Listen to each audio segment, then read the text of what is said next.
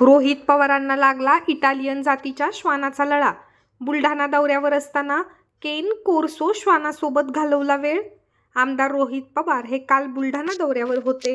या दरम्यान त्यांनी पदवीधर मतदारसंघाचे आमदार धीरज लिंगडे यांच्या निवासस्थानी भेट दिली।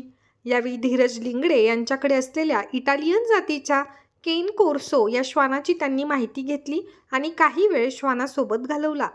रक्षक श्वान म्हणून ओळखल्या जाणाऱ्या या श्वानाच्या बाबतीत रोहित पवारांना चांगलाच लळा लागल्याचं पाहायला मिळालं आणि प्राण्यांप्रती असलेला जिव्हाळा, प्रेम देखील दिसून आले।